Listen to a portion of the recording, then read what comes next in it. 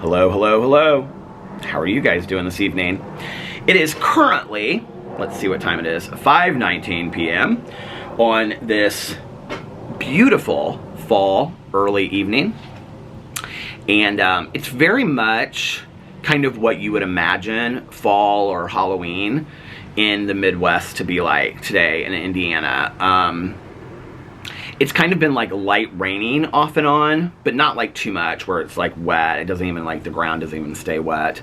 But the leaves are falling, the leaves are changing. It's nice today, temperature wise actually. I think it's like low 70s. Hold on a second, let me look and see. On the weather app, it is 71 degrees. So the temp is pretty nice outside. But it looks very much like what you would imagine like fall in the Midwest to look like, you know? Like if you've ever seen the show Stranger Things, I always think that they did such a good job representing what the Midwest looks like in the fall. Like if you, because it's supposed to take place in southern Indiana, which is like by Bloomington, by like Indiana University. And that is really what a lot of southern Indiana looks like by Brown County. In Nashville, Indiana. But even up here, I mean, there's a lot of woodsy areas. Like, I mean, I grew up with like huge woods behind my house. We have a little bit of woods behind our house. So, you know, it's very much like you see in that show. And especially like, you know, this time of year when like the leaves are changing and it's so pretty outside. My husband hates it. I'm like, isn't it so pretty? He's like, no, because it means that it's going to get cold and he hates the cold. So he's like, no, it's not pretty at all because it represents for him like the changing of the seasons and getting cold. But I think it's pretty. I actually think one of the prettiest times of year to live in the Midwest is in the fall, if not the prettiest time of year. I mean, it's not like, you know, Vermont or anything like that, but it's gorgeous. So anyway, I've been getting tons of stuff done around the house today. Things that I needed to do, a lot of calls that I needed to make today, and just kind of decided that I wasn't going to film any videos other than my vlog today. And I'm going to get back tomorrow and pump them out, baby. Pump them out. Film on all of my channels tomorrow. And then tomorrow I have a therapy session, and then Sarah might pick me up in the afternoon, and then around those times I'm going to film a bunch of videos. But today I was like, I'm just going to take a relaxing day and film the vlog, and then I'm also doing a load of laundry right now, which I need to change over, I think like 5:30, 5:35 to the dryer so that it's ready for me, so that when I get out of the shower I have all warm, clean clothes so that I have a cute outfit to wear to my meeting tonight. I think I don't know that it's going to be cool enough to wear a hoodie, so I might wear this like navy blue t-shirt that I have with just, I mean, it's not like I'm planning out some big outfit or anything, you know, but I think I'm going to wear this navy blue t-shirt. I could probably even get away with wearing shorts tonight. Maybe I will. Maybe I'll wear shorts. I have shorts on right now. Maybe I'll wear shorts for like one of the last times of the year. I almost said summer, but summer's long gone. I could wear shorts and a hoodie. I could do that. Do you guys think this way? My legs don't really ever get that cold. Like, they really don't. Like, my feet do. And so sometimes when I'm, like, sitting out here watching, like, TV shows, I'll, like, have on shorts and then, like, Ugg boots and then, like, my hoodie and a coat. But I don't need to, like, have, like, sweatpants on. Although, the last couple nights when I've been sitting out here, it really hasn't been that cold the last couple nights, but I have had sweatpants on. There's, like, a bee. There's two bees, actually, over there. My neighbor came over today and she was like picking like the stems off of my mom's while she was talking to me and like deadheading them and stuff. So anyway, yeah, so I'm doing the laundry, and then I've been doing a bunch of stuff around the house, made a bunch of phone calls that I had to make and things like that. And that's been about it. I've had a really nice relaxing day today. And I'm currently drinking a La Colombe coffee, vanilla latte. It's okay. And then I also have a glass of water right here. And Alex is working till about 6, and then he's going to come home. And then he's going to take me to Tanya Jean's. And then Tanya Jean and I are going to go to the meeting. And then Tanya and her husband will bring me home from the meeting. So it's going to be a fun evening. I'm excited about going to my meeting and seeing some friends and spending the night with Tanya Jean and stuff. It'll be nice. It'll be fun. And, yeah. Not a bunch more going on in my life other than that. Last night, what did we do last night? Oh, well, I vlogged, and then Alex came home, and then he got done with his Pilates class. So he took a shower when he got home and changed, and then I threw on some clothes, and I was really hungry, and he was like, oh, he texted me on the way home when I was uploading my vlog, and he was like, do you want to just get Papa John's pizza? And I was like, I'm not in the mood for Papa John's pizza. And here's the thing now, okay, is that my husband still loves Papa John's pizza, which is fine, and I like Papa John's pizza too. I like hot box pizza. I like any kind of pizza. I do, you know, like Pizza Hut. Hot Box is really good. Their breadsticks are really good. But I like Hot Box. I like Basbo's. Oh my god, Basbo's pizza is so good. Their Quattro Formaggio, well, with no bacon for me, but it's so delicious. I haven't had one of those in a long time. Maybe that's where Caroline and I could go for lunch this week. But anyway, so, what was I going to say? Now I've lost track of what I was saying. Oh, pizza. So Alex texted me and he was like, do you want me to just order Papa John's? And then, like, basically he could pick it up on the way home. And I was like, or it could be here, like, after he took a shower, if we had it delivered, and then we could just watch something on TV. And he was like, or are you wanting to get out of the house? Because I don't get to get out of the house that much, right? And I was like, no, I'd really like to go somewhere. So he was like, okay, babe, whatever you want, you pick. So I was already, you guys know, wanting Puccini's because of the pasta. And so, yesterday we went to bugs all around me, little gnats. So we went to Puccini's, and I had the penne pasta and the diavolo. I think that's what I had. And the diavolo cream, which is like kind of, it's like this reddish cream sauce. It's kind of spicy, but not really. And you can get it like mild, medium, or spicy. And I think is that what I had last night? There's between two that I had. There's like this vodka cream sauce too, but I can't remember which one I got. But anyway, so I got that, and then I got bread with cheese on it. You get like 3 or 4 pieces of bread with cheese on it. And then I got a salad with 2 ranch dressings. Their salads there are incredible. They're absolutely incredible. And they have like tons of black olives on them, green peppers, lettuce. They cut like little tomatoes up, but they like slice them. And I love their salads. I mean, honestly, there's nothing like super special about their salads, but they're just delicious. And their dressings, I think they make in-house. Because they're really, really like, I get ranch there, which I'm not like, I like ranch as far as like fries and onion rings and things like that to dip it in. But as far as a salad, I'm usually like, I either do like a blue cheese because I'm doing like a wedge. I'm like obsessed with wedges. Do you guys want to know a funny story? Okay. I was not a wedge eater for my entire life.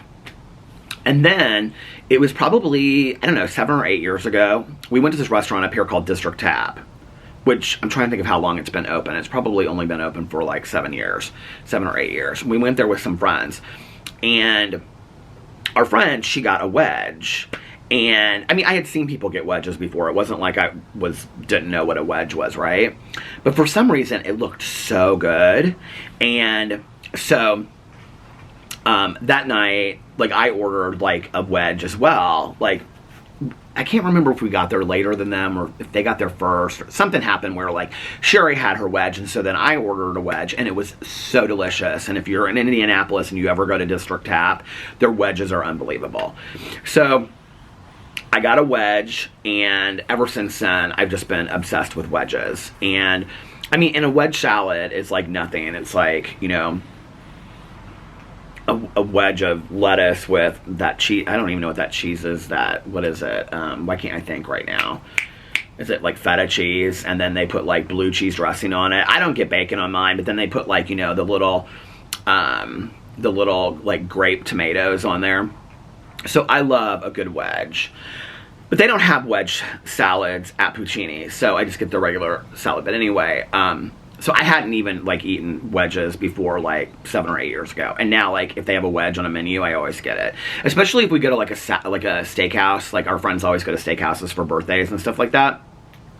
And so I typically get like a wedge with no bacon, and then I get like a baked potato or something like that, or some side. I just want to tell you guys how thankful I am for the people that recommended to me where you can buy the sweet potato casserole, because I have written down on my notes for what Caroline and I are going to do on Thursday, are we doing it, or Friday? Anyway, I have sweet potato casserole, Walmart, Pick Sweet, Aldi, sweet potato pecan casserole frozen, and then somebody also said Heavenly Ham, which there's a Heavenly Ham kind of close to us, so yeah. So I'm going to get a couple of those if I can. I'm sure Trader Joe's has to have them too. So Caroline loves Trader Joe's. We'll probably get a Trader Joe's that day as well. Is it time for me to change my... Almost. Change my wash? I'll go in there in 5 minutes and change it. Anyway. So I got the penne pasta with whatever, I don't remember, sauce. It was really good. And I only ate like half of it, so I brought the other half home with a piece of bread. And then I had also ordered, because what's the saying, like my eyes were bigger than my stomach, or my stomach was, whatever that saying is. Well, I thought kind of like I could have it today, because I never like when I get home from my meeting, like I'm like, Alex has already eaten, and then I'm just like eating like cheese and like chips and crap like that. So I was like, oh, I can order this and then I'll have it tomorrow night. And then when I come home from my meeting, I can have like a really nice meal, you know? And so I ordered basil pasta, or basil sauce with the angel hair pasta. It looks so good. I have it in my fridge.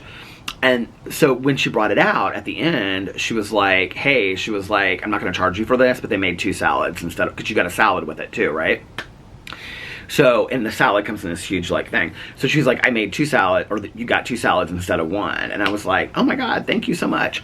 So now, tonight, for dinner, I have basil, angel hair pasta with basil sauce on it. And then, which I was just talking about yesterday, because my dad, that's how I got started on this anyway. And then I have, I was actually going to get, maybe that's where I'm thinking of the Diavolo, because I was going to get the Diavolo and angel hair pasta, and she told me it would get like clumpy, and she was like, you might not want to get that one because that might get clumpy. But anyway, so I have the angel hair pasta with the basil sauce on it, and then I have a huge salad with 2 ranch dressings, and then tomorrow I have a huge salad with 2 ranch dressings as well that I can eat for like a hearty lunch. So a hearty lunch. I could maybe make some soup and have a soup and salad with that. So I'm excited about that. And then Alex got a cheese pizza, and he had like 4 or 5 pieces, and then he brought the rest of it home, and it's in the fridge. So he'll probably eat that tonight and heat it up and watch some TV. So then we came home last night, and I talked to Tanya on the phone forever, and I talked to another friend of mine on the phone forever, sober friend, and then I talked to Tanya again on the phone.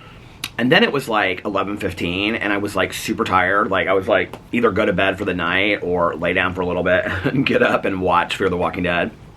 So I was like, I'm just gonna lay down for a little bit. Y'all know how that is. You know how it is, okay? So I laid down and I woke up at like right at like 1 o'clock.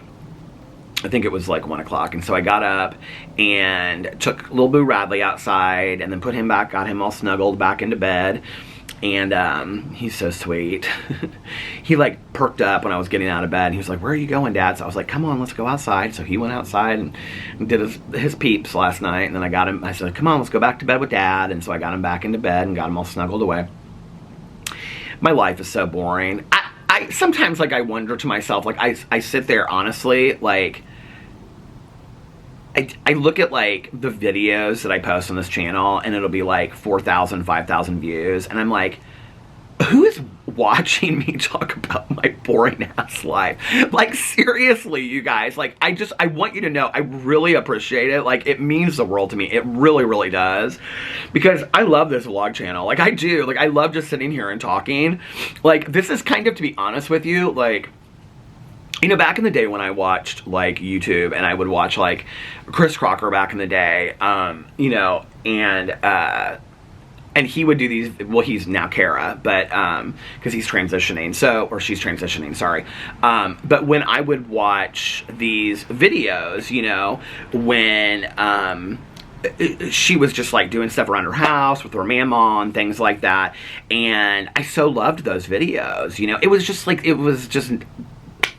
And I think that's why when I started watching, like, Shep 689, you know, like, with Will and RJ, and they would just, like, most of their vlogs were them just talking to the camera. Like, it was, like, them driving in a car talking to a camera on the way to work, or them being, like, at a restaurant talking to a camera, or them talking to the camera at the end of the night, like, filling everybody in on their day. Like, it wasn't, like, anything, like, super deep. And so, like, those were the things I always loved, and I love this channel. I really do. But I guess I kind of don't understand sometimes, like, I don't, like I said, don't get me wrong, like, I really, really, truly appreciate it, but I guess I don't understand sometimes, like, I'm just, like, wowed, honestly. I feel so blessed and honored. I mean, it really is cool that so many people want to just hear me talk about really nothing sometimes, you know? So anyway. So I got up, let's go back to the nothing. So I got up and I started watching Fear the Walking Dead, and I watched 5 episodes last night. You guys, I'm obsessed. I'm absolutely obsessed. I think I'm on the 8th episode, and here's the problem, is that I'm starting to Google search things about the show that I wish I hadn't. Because if you've watched the show, the main group at one point, like halfway through the 2nd season, kind of splits up. And so I was like, are they going to write these characters off? Like, are these characters just going to be like, I mean, I was sure that they were going to follow them around for a while. But then I was like, are they just going to write them off by the end of the season and then they're not going to be on the show anymore? And so I'm like Googling, how long is this person on Fear the Walking Dead? How long is, and I don't know why I did that, because it just ruined it for me. Because I pulled up this one person, and it was like, their untimely death in season 2 is one of the most memorable tragedies of the show. And I was like, are you kidding me? Like, now I know that this person's gonna die literally any episode now, right? And then the other person is like on it till the very end. So I'm like, okay, so obviously they're gonna find their group again, because they're not gonna just like wander off by themselves for the next 7 seasons or something, you know? So it's like, Peter, why did you do that? Why did you do that? So anyway, that was that, and then I went to bed, and then I got a very restful night's sleep. Although I had a hard time falling asleep last night. I think it's all the zombie stuff. I think it's all the zombie stuff. Okay, I'm gonna go really quickly, and I am going to change my laundry, and I will be right back. Okay, I'm back. And a little out of breath from running up and down the stairs. Anyway, did you guys hear that Angela Lansbury died? I think it's so sad. I mean, she was 96, so, you know, an amazing life, right? She was kind of a part of my childhood in a way, though, because my mom and I, like, religiously watched Murder, She Wrote. And I actually, like, when I saw on Twitter that she had passed away today, I like Google searched, because I was like, how old was I when my mom and I would have started watching that? And my mom and I really bonded a lot. Like, I mean, we were always really close, but we really bonded a lot, like my junior high years.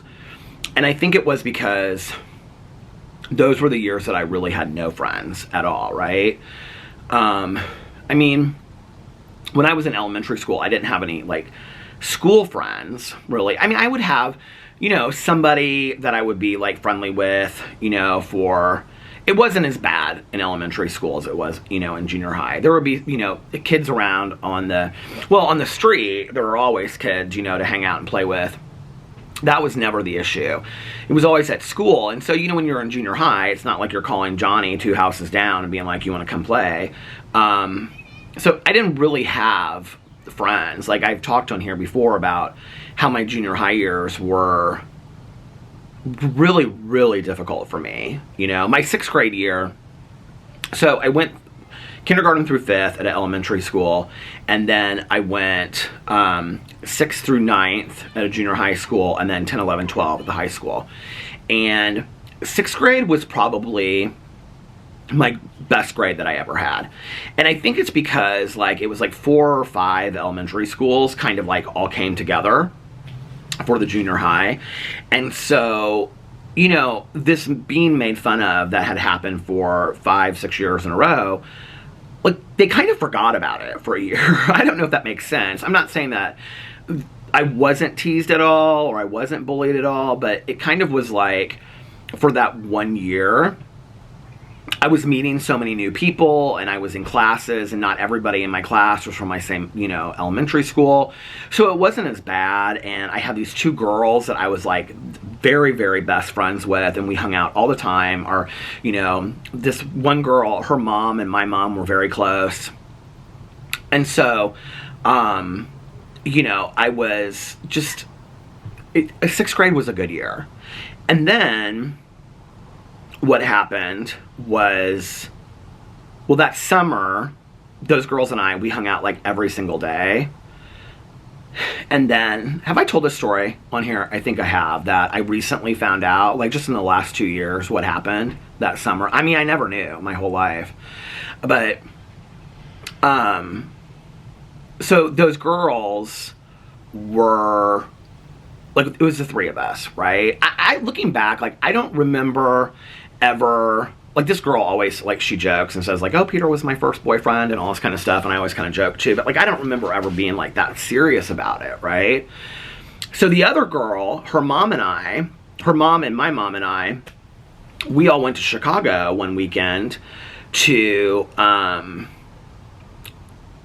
what do you call it, to go, like, school clothes shopping before school started that fall. And it just was like a really fun weekend. I just have like glimpses and memories of it. I remember we went and saw like a play. I remember we went out to dinner. We got all dressed up fancy, and I wore like a tie and like a trench coat, and like she wore like a dress, and our moms were dressed up. And I can remember us all, like, you know, going through, you know, Chicago, and like, you know, going to the Drake, and like having, like, you know, drinking like hot chocolates and all this kind of stuff. And I just remember it being like really fun. And, you know, at one point we were like holding hands and walking down the street. It was nothing like romantic. It was just like we were friends, right? Well, apparently, and this girl's remembered this all these years, but nobody ever wanted to fill me on it. Apparently, when they came back, this girl told the other girl that we had been holding hands in Chicago. I mean, this is 6th grade, right? We had been holding hands in Chicago, and that I liked her and she liked me and all this kind of stuff. Well, what happened as a result of that was that they stopped being friends.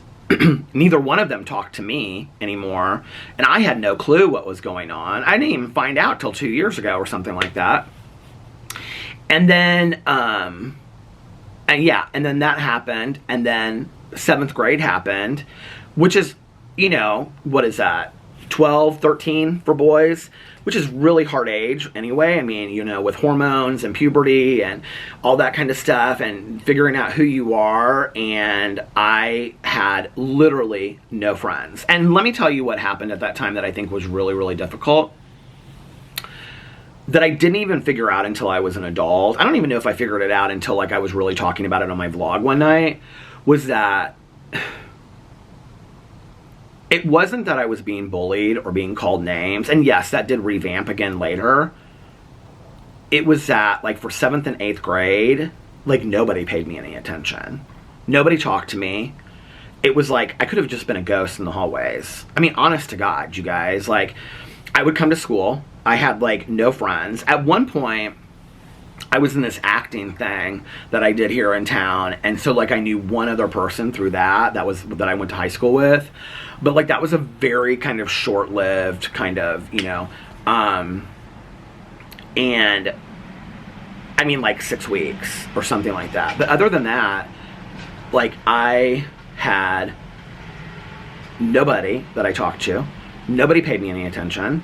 Nobody said hi to me. It was like I was a ghost in the hallways, you know? And I think, honestly, that was harder than being bullied on a daily basis. Honest to God, I really do. Because it was like I just didn't matter. It was like, and I really think that years later, those 2 years specifically really impacted my self-worth. Because I just really felt like if like they don't see me or they don't care about me and I don't matter, then why should I care about myself? They were just really, really hard years. And then 9th grade, you know, is like, I think when you really try to start like figuring out who you are. And that was when I started like really knowing kind of like what kind of music I liked and kind of coming into my own stylistically. And that was when the tail end of 9th grade was when I started to meet the girls that I was friends with in high school. Just because they allowed me to sit at their lunch table. But they made fun of me to my face, and I still sat there because I had nowhere else to sit. They didn't make fun of me like in a like a horribly mean way, like in a bullying kind of way. Oh, Alex is on his way home. Hold on a second.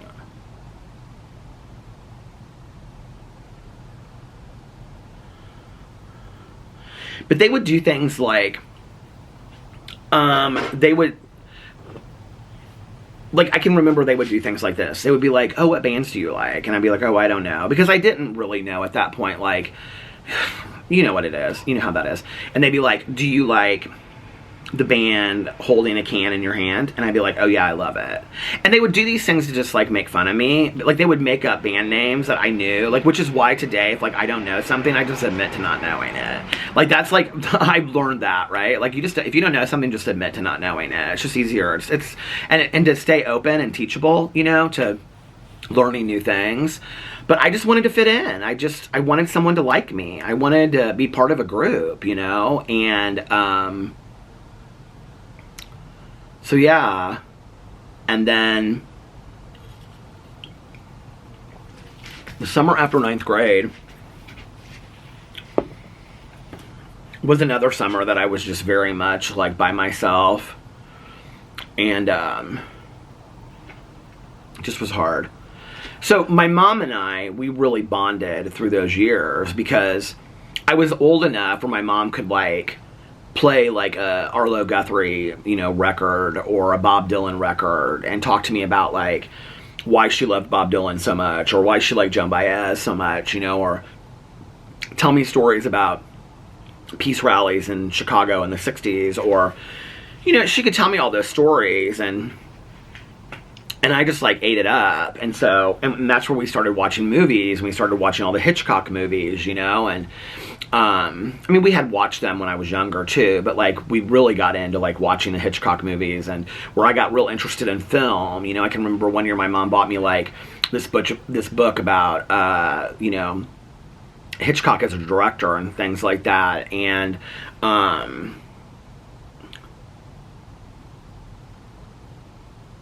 you know, it's interesting, like my mom kind of always had her head in the sand a little bit.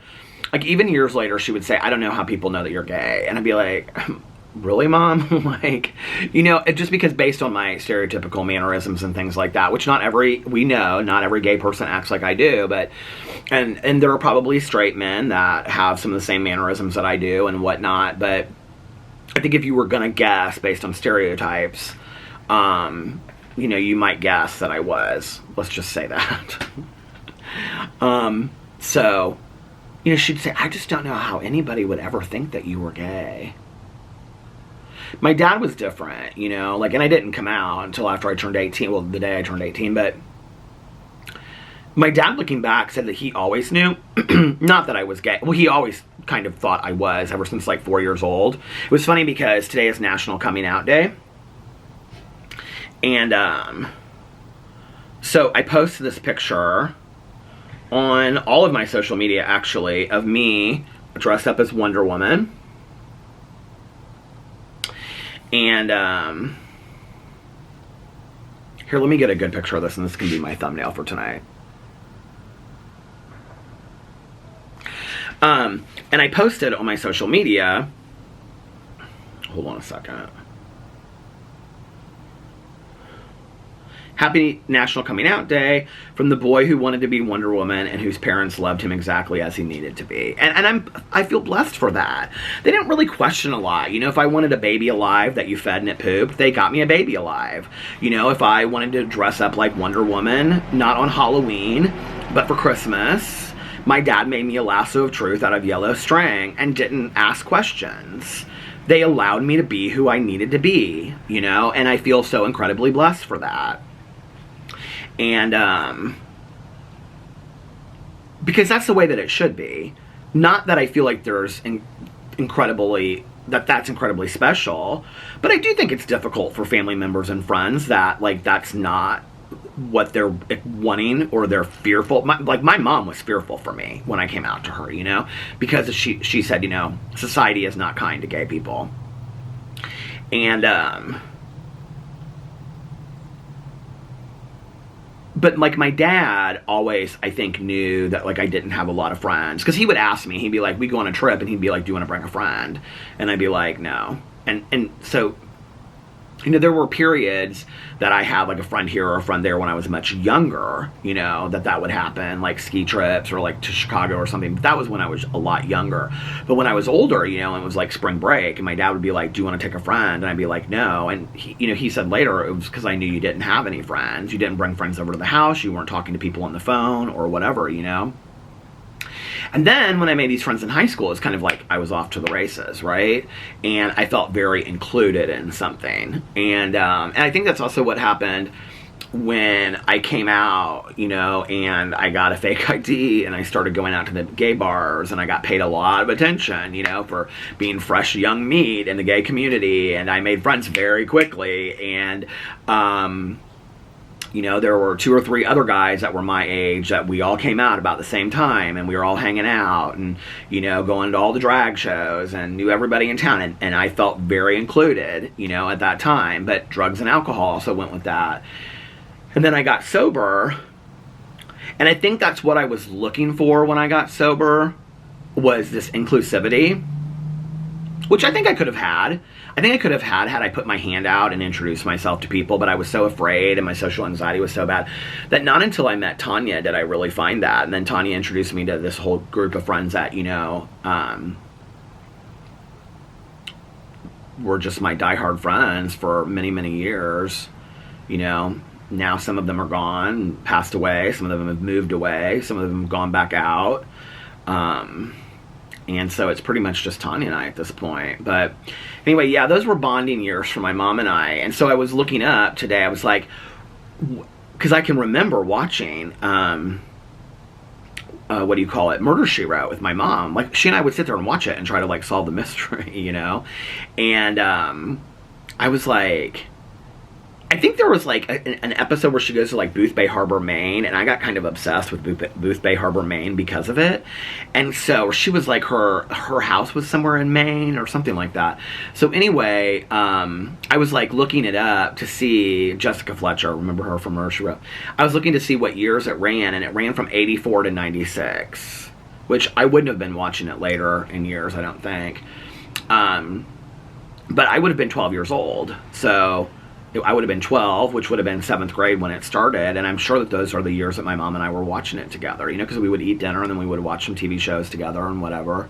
And so yeah, it was a big part of that kind of, like, lonely period of my life. I think it's interesting how, like, music and television and books and TV shows, like, fill those gaps for us, you know. It's like Roseanne did that as well for me. I think Roseanne offered me this family that I didn't have. You know, I came home to a single mother that many times wasn't even at home because she was working. So she wouldn't walk through the door till 8 or 9 o'clock at night. So it was just me in the house by myself. And, you know, I would watch Roseanne, and it would be like their kitchen was always busy, or, you know, they were planning for Halloween, or, you know, they were doing something. It was like there was always some action going on in the house. And I think I craved that to some degree, you know. I do know, like, with, like, Alex, when I started dating Alex, and, you know, at first, it was just his mom and Fufu. And so I was like it wasn't like this huge, you know, family. And then when Alex and Liliana ended up moving over here and stuff, and then you know, the family got bigger and bigger, and then like every weekend we would go over there, holidays, whatever, and it was like huge. It was like 20 or 30 people, and I can remember Alex saying like, this is how I grew up. Like, this was every weekend when I was like in junior high and stuff like that. Was, you know, the parents were like dancing, listening to loud music, you know, eating food and whatever, and the kids would be running around playing games, and this was what we did, you know. And I fell in love with that. I think, you know, that whole aspect was part of what I fell in love with as well.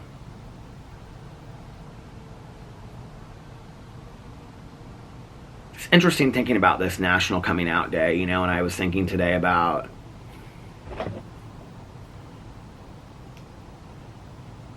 my husband likes like every tweet or every text I send him. Does your partner do that? So I'm always like, what is he texting me? Oh, he liked it. I just texted him that I was vlogging. That I was going to vlog for a little while longer. But anyway, you know, I know there's a lot of people out there that are like, why do you need to have a National Coming Out Day and all this kind of stuff? I think we've come so far in society as far as acceptance. But then I think in many ways, we've stayed exactly where we were. You know, there are a lot of people that aren't any further along than we were 40 or 50 years ago. What about their children? What if their children are coming out, you know? And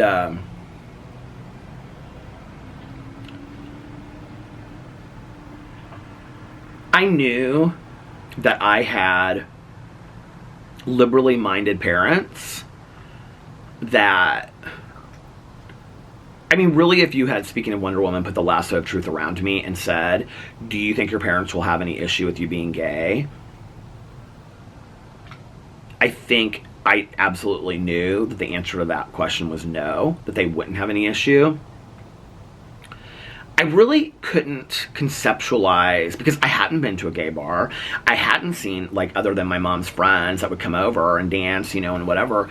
I hadn't seen gay men that had relationships. Like, I hadn't, like, today we see, like, gay couples that are married, or gay couples that are raising kids, or gay couples that live in a house. I never saw that. So, I mean, it wasn't like it was on TV shows. It wasn't like it was in movies. I mean, I didn't see that. It wasn't like we had celebrities that were living those lives, like Neil Patrick Harris. So, I didn't think that was possible for me. I thought at best I would have to keep it a secret, or that I just would never, I thought I'd either get married and never, you know, that just wouldn't be my life, or I thought, like, to a woman, you know, or I thought that I just would never get married and just keep this part of my life a secret forever. What ended up happening was, and I didn't really even plan on it, I started going out as soon as I graduated. I got a fake ID and I started going out. And I saw my hairstylist. And my hairstylist went to, I think this is how it went. I mean, it's been 30 years, you guys, I don't remember. But my hairstylist, my stepmom and I went to the same hairstylist. I didn't want my parents to hear it. And so I would see my hairstylist out at bars and whatever, you know, and he's such a nice guy, and in retrospect, he wouldn't have said anything, but I was, like, kind of scared that he might say something to my stepmom, because he was, like, a really funny guy, and be like, oh, I saw your son out at the gay bars, you know, and, so I was like, I don't care who they hear it from. You know, you have to realize that at this point in 1990, you know, like I said, it wasn't widely accepted. It still really isn't, if we want to be honest, to some degree, you know? And so there was, like, this internal shame that I had, that I, to some degree, did not like that I was gay. And I felt like, I never felt like it was something that I had done. Like, I never thought, like, what did I do to be this way or whatever. Like, I never felt like that. Like, I know that a lot of gay men have that. I didn't feel like some religiosity kind of thing, like, God, why did you make me this way? Like, I've never honestly felt any different than, and if you disagree with me, hey, it's your business, but this is how I feel. I've never felt any differently. I mean, since day one of coming out and before that God made me the way that I am. All about me. Not just being gay, but being an addict and an alcoholic and whatever. And that's who I am inside it. From blue eyes to white hair to... That's who I am. And, you know, take it or leave it, but that's who I am. And my journey in life is learning to love those parts about myself and coming to terms with those parts about myself. I've never struggled with that. I never have. I've never struggled with, like, God hates me because I'm gay kind of thing. Like, that's never been something that, like, that's other people's crap, not mine. I've never struggled with that, you know. I've had a lot of friends of mine that are like, well, you know, like, and a lot of them were Catholic, which there are a lot of my friends that are Catholic that are gay that didn't struggle with that. So I don't think it's just about Catholicism, but I think that is a place where they struggle with it, you know, or they came from, like, Pentecostal families and things like that, where it's like, you know, I shouldn't be this way. God made me this way. Why am this way? Why did God do this to me? Whatever, you know, it's just, I think also because when I came out, you know, like, my dad, who is a surgeon and is very scientific, but is also somebody that is very spiritual and spiritually based. You know, he looked at me and he said, that's when he said, I think, like, I've known since you were, like, 4 years old, or I thought maybe you might be someday. And, and my dad based it completely on stereotype. Just the fact that, you know, like, he would take me out to, like, go shoot a gun, you know, like, what's the gun in A Christmas Story? My dad got me one of those guns, and he was like a Red Ryder BB gun, and so we went out to go, you know, shoot cans or whatever in the woods, and I'm sitting there like this, and my dad, and I had like a little cowboy hat and cowboy boots on, you know, and my dad said, okay, now, Pete, it's your turn. My dad calls me Pete, and he's like, Pete, it's your turn. Hey! And I was like, Dad, can't you just shoot the gun and I'll be the cowgirl? And, I mean, he would tell me these stories, you know, and just very stereotypical things, but they are what they are, you know? And my dad said to me, he goes, I look at it exactly as I look at your eyes being blue. I think it's genetic. I think you were born that way. And I think it's who you are. And, you know, my mom was a little different. My mom really struggled, I think, because she was so involved with the church that I think she was, worried about what the church was going to say, which they were. I went to a very liberal church growing up. This bee is like, bee, get away from me. There's my husband. And so, so I think she was really worried about what the church was going to say. I think there were some friends of hers that she was worried about what they were going to say, because just one friend, my mom would always refer to my boyfriends as his special friend. She said one time, I was like, Mother, please don't ever say that again. And then, but I think she was mostly afraid of, like, how society would treat me. And, you know, back in those days, we would say that we were, like, I think, I look back on this and I think, actually, let me go tell Alex really quick a couple things. I'll be right back. Okay, I'm back. I was kind of trying to figure out how long I've been vlogging for. I've been vlogging for 40 plus minutes already. All right. What was I going to say? Oh, yes. So, when I came out to my mom and to a lot of people, I came out as bisexual first, fully aware that I was not, fully aware that I was gay. And there was this thing that we would say, like, friends, like that, other friends of mine that were gay that had come out as bisexual as well, and we would say, bi now, gay later. Not really understanding anything about bisexuality, and like I've said this in my vlogs before, like, I feel like today people who identify as bisexual get such a bad rap. You know, people really want to, I feel like for so many years, you know,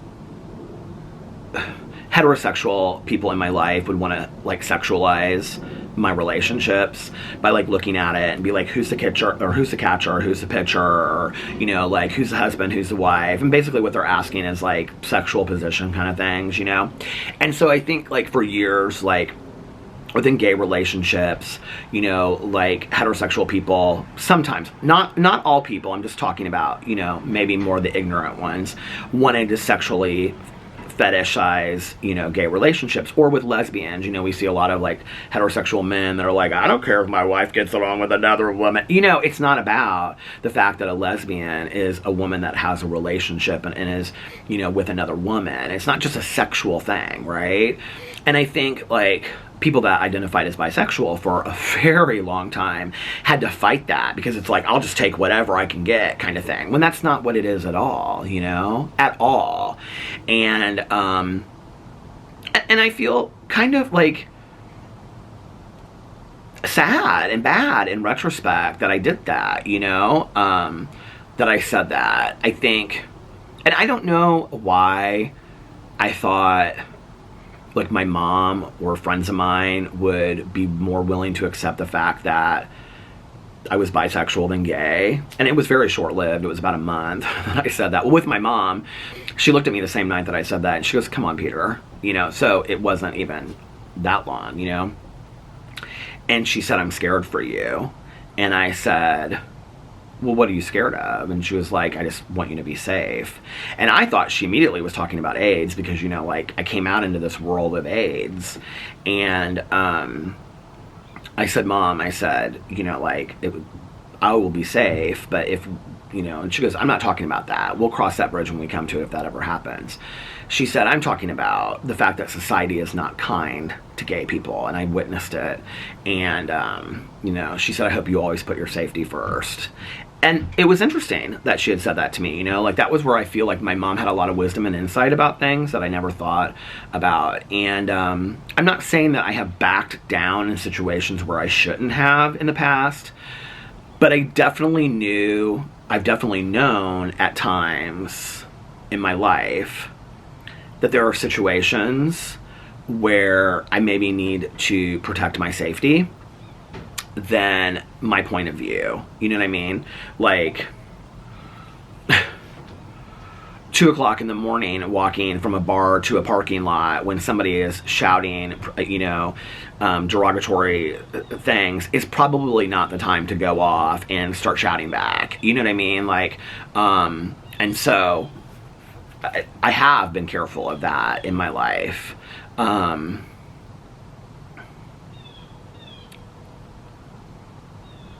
I think also, I don't know why I'm thinking this, I think it's sad that you kind of have to, I mean, I did that in high school as well, when people would call me names and they'd be like, what about it, F? And I'd like kind of back away and be like, nothing. I can remember like guys would threaten to beat my ass all the time, and they'd say, meet me outside at 3:10 or something like that, and I'd be like, no, and they'd be like, why not? And this was what I would always say, because you'll win and you'll beat my ass, so what's the point? And they'd just be like, But I look back at that and I think there was some value, some worth lost in all of that, some self-worth, that I had to back down to all of that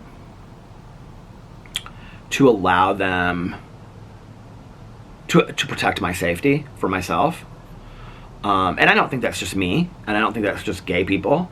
I think that's any person that is, oppressed in any kind of way, any kind of marginalized group, I think has to do that to protect their safety, in some ways. It's like, I don't know. And thank God, I haven't. I mean, I've had friends of mine. I had a friend of mine that was shot and left for dead on the side of the road.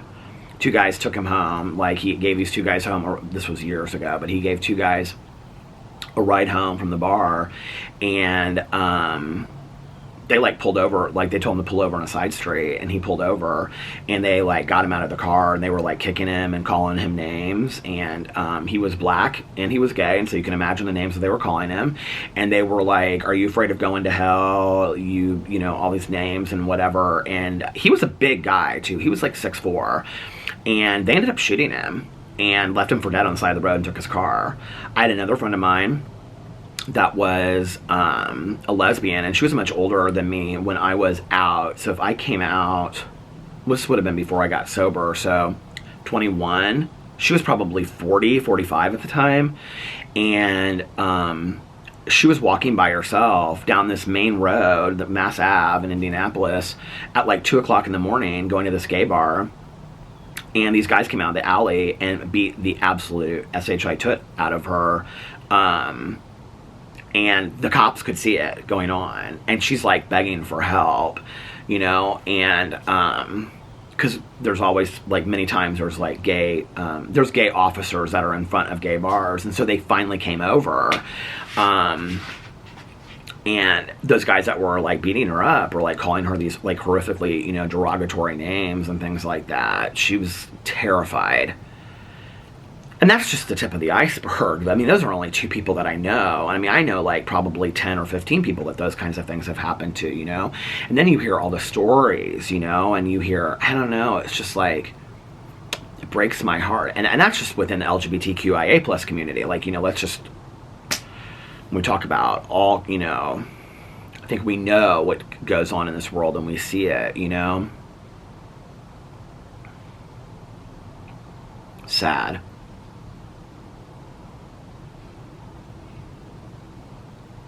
So I think, like, when my mom said to me, you know, society is not kind to gay people, I think she had a little bit of an idea of maybe what that was about. I don't know that I conceptualized at that time what coming out was going to mean for me. Like, I don't know that I really knew what it was going to be, you know. I don't think that I knew.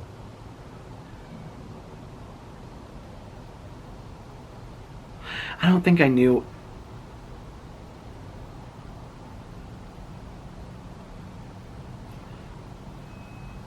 Well, I think about it sometimes, like, my life is really, like, not that different from anybody else's, except for the fact that I love a man instead of a woman.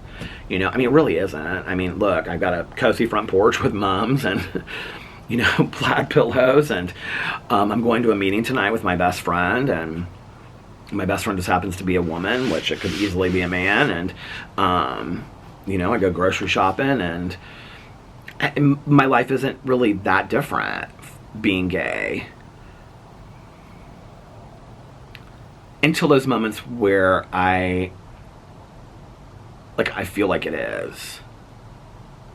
It's interesting because it's like it's like at this awkward moment when you would never expect it, that someone makes you feel very, like, you realize in that moment that they're like asking a question. I don't even know how to say it. It's like let's say if you get a server at a restaurant and the server's not like super friendly, and like it's like Alex and I out to dinner, right? And let's just say, like, after, like, all through dinner, like, they've not been super, like, friendly, and they've, like, not, like, refilled our water glasses, and they, like, have somebody else bring our food to our table, and we just don't really know why. I mean, you think this stuff doesn't happen in 2022, but it absolutely does, right? And you can't really figure out why, and then they come back to the table, and they look at you, and they go, separate checks. And in that moment, what you get is, oh, okay, so they have an issue with us. You know, and it's not always. I mean, it's just like, I'm talking about, you know, once in a blue moon, this kind of stuff happens to me today. You know, I remember this one time, I was standing in a gas station.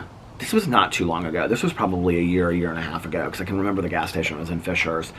And I was standing in the gas station, and it was like a line. It was like 3 people, 2 people ahead of me. And then there was like this guy that was behind me that was like burly and kind of like, you know, masculine. And I think it was when I got to the front of the line that I like asked, or like, you know, I was like talking to the guy, whatever. And like as soon as I opened my mouth, the guy behind me started laughing. Like, oh, this silly sissy, you know? And it's moments like that I think to myself, how much of my life, like, I've been a joke to other people. You know, it was like when I still get these comments on YouTube. They don't really bother me today. And I'll tell you why they don't bother me today is because I've had so many of the oppositional comments or opposing comments from people that are like, oh my God, about my voice. And people will be like, oh, your voice is so soothing, or I love your voice, or your voice helps me go to sleep at night, or whatever, or you're such a storyteller. I mean, you guys saying those comments really helps me, but when I started on YouTube, I would get a lot of comments from people, and you would think that, like, a 40-year-old man, this wouldn't bother, right? but 40-something-year-old man. But I would get these comments and people would say things like, your voice causes my ears to have cancer, or why do you sound like a 16-year-old Valley girl? I've sounded like a 16-year-old Valley girl since I was 5, you know, like there's nothing that's going to happen about it now. And I actually saw these videos come up from like gay men trying to change their voices and stuff like that, and I thought, how sad is that, you know? How sad is that? And I get it. Like, don't get me wrong. I get it. Like, if I had a really deep, normal voice, I love my voice now. I'm, like, totally used to it. But, like, I think to myself, if I had that, right? Like, oh, is he grilling out now? They're having salmon tonight and sea bass, she told me. And they're having fried vegetables as well. But if I had what society deemed a normal, deep voice, you know, that wasn't effeminate, or I didn't have any stereotypical traits of, you know, being effeminate or whatever, how much easier my life would be, right? But then I think about friends of mine who are gay and they're very masculine and have no stereotypical traits whatsoever. And like, in talking to them, it's almost kind of like they have to come out all over and over and over and over again. You know what I mean? Like, to people. Where was I having this conversation with somebody?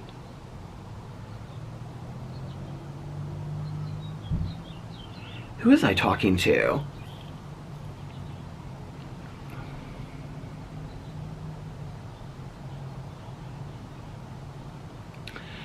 Oh, I was talking to this Uber driver, and she asked me, like, I got in the car, and I didn't really say a whole lot at first. And she said something about, do you and your wife live there? And I said, no, I live there with my husband. And I said, I don't know, like, if you knew. I said something like, anyway. And she goes, well, I wasn't sure at first, but as soon as you started talking, I kind of figured it out. Like, I don't even know what to do with that comment. You know what I mean? Like, I don't know what to do with that comment. So, like, today, like, that, like, I don't know, 30 years ago, that comment probably would have I would have been, like, red in the face and been like, get me the hell out of this Uber, I can't wait, I'm not talking to her, I'm not saying another word. But today I'm just kind of like, oh, yeah, it is. You know, he's my husband, and isn't marriage fun, you know, and whatever. But, and I don't think that people, by and large, mean anything horrible by it. I just don't think they know how to say things or how to ask certain questions that they want to ask, right? And maybe that's what it is. I don't know. But I think about the kid that's coming out today, you know, and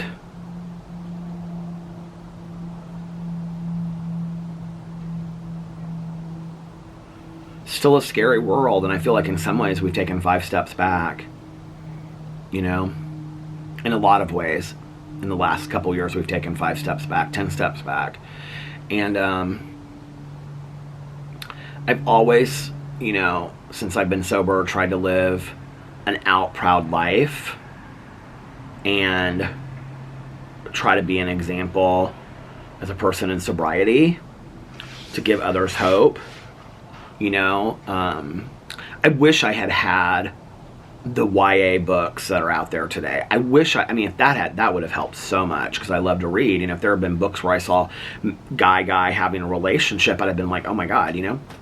I wish there had been the TV shows like Heartstopper and, you know, all of those on TV that are out there today. I wish there had been openly gay characters. I wish there in movies and TV shows. I wish there had been this. I wish it hadn't been like this whole little dirty little secret thing that made it into this idea where it was like sexualized and whatever. And I wish it hadn't been that way, but it was. And that was my life. And, I don't know, in some ways I think it made me a stronger person, and I think it made me more who I am. I will say this, and I saw somebody post this today as well, for those, you know, out there that have kids or whatever, love your kids. You know, if you have issues with your kids and whatever they are and however they identify, that's your issue.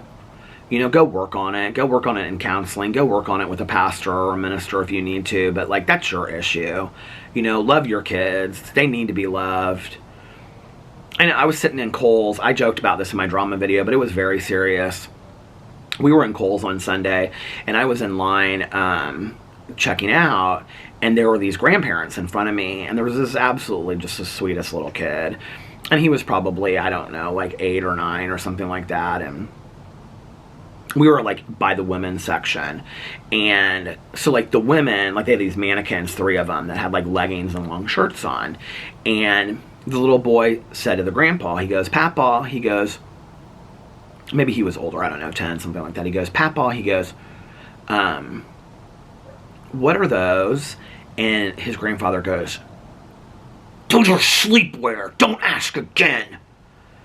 And the little kid like kind of tensed up, you could tell. And then like he stepped forward, and I looked over at like the cart, because you know like Kohl's has those like pull carts for all the laziest people in the world. And like the grandma had like a pair of boots.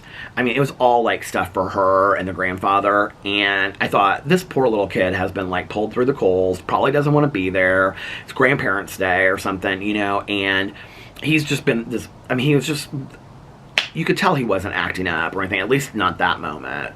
And so he was standing there, and this kid was like real entranced with this like sleepwear thing. It was just like these 3 mannequins. And so he was standing there, and the grandmother and the grandfather moved, and like literally like a foot. And the kid was just still kind of like looking up there, and the grandfather turned back and he goes, "I told you to keep up with us." And I was like, if you talk to your kid that way in public, how the hell do you talk to him at home behind closed doors? No child deserves to be talked to that way. No child deserves to be talked to that way. And then we want to wonder why children end up turning out crazy and having all kinds of issues and trust issues and abandonment issues, and wondering why we allow people to talk to us in crazy ways. Well, because we grew up with people talking to us in crazy ways, you know? When you grow up in chaos, you seek chaos. I know that about my life with growing up with a mom that was an alcoholic. You know, so it's like, just love your kid. Just love your kid no matter what. It's your issue if you have an issue with it, you know? They're gonna be okay. But what they don't need is more people not loving them and telling them that what they're doing and how they're feeling or who they're loving is wrong. They don't need that. They need to be loved. They need to be embraced. You know? I think sometimes those that come out into this world of not feeling accepted or loved, they seek it out in the wrong places, and then their lives turn out disaster. I'm thankful enough that I had parents that stuck with me long enough to help me get sober. I really am, you know, because if I had come out to parents that just were like, "We're washing our hands of you," like, I probably would be dead easily a long time ago, you know. I don't know. It just makes me sad sometimes. So, but I do think that you have to come out when it's your time and on your own terms. And I also tell people this too, like, because I learned this with my mom, you know, is that the coming out process is not just for the person coming out, but it's also for their friends and family. Like, they have a coming out process as well, especially if they had no clue, to kind of like come to terms with, well, I got to figure this out, and how I feel about it. Maybe I do need to go talk to somebody. Maybe I do need to talk to a counselor, you know, or a minister or a pastor about how I'm feeling and whatever, you know. Oh my God, I got to start getting ready here in just a second. And I think that that's important, and that's okay, you know. So, love is love. And I love you. Thank you for hanging out on the front porch with me today. This was fun. This was a little bit longer vlog than I usually do, so I had a good time. And I hope that you guys enjoyed it. And I hope that you guys are having a magically amazing Tuesday. Think about me when I come home and I post this vlog. I'll be, as you're watching this vlog, if you're watching it when it was first posted, I'll be eating my basil pesto pasta with a salad. And if nobody else has told you this today, I love you. I hope you're having, did I already say I hope you're having a magically amazing Tuesday? And remember these 3 very important things. 1, you can start your day over whenever you want. 2, practice random acts of kindness, but don't tell anyone. And 3, most importantly, make sure that you reach out to somebody and let them know how much they mean to you. And I love you guys, and I will see you tomorrow. Bye. Love ya.